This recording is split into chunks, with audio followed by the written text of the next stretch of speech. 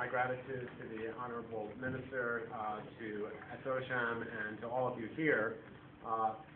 This, I think, is a very important conference. I think it's very important to discuss these issues, and certainly my perspective is I started getting involved as a prosecutor, federal prosecutor in the United States, in doing cybercrime issues back in about 16 years ago. And I've seen a real evolution in both in the United States and around the world in terms of what cybercrime is, the kind of threat that it poses.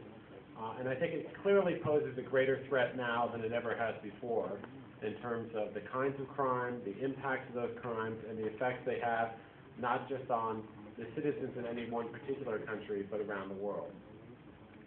I wanted to first endorse everything that Alexander said. I think it is very, very important to have the various components that he talked about. Certainly, it's very important to have strong and good laws that punish cybercrime and allow cooperation and investigation of those crimes. We in the U.S. had a cybercrime law in the mid-'80s for the first time, and that has continually changed and evolved, and we've added and we're continuing to add and refine that law.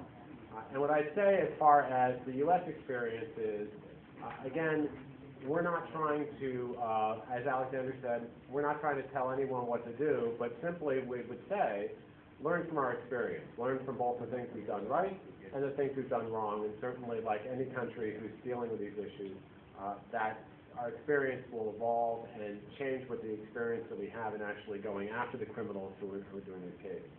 I'd also like to endorse what Alexander said about the importance of having a public-private partnership. That's a term that's thrown around a lot and often not really defined, but I think there's a lot of people in the private sector who understand how these crimes work and who can aid the police and the prosecutors and others in investigating these crimes and making sure that there are consequences for the criminals that commit them.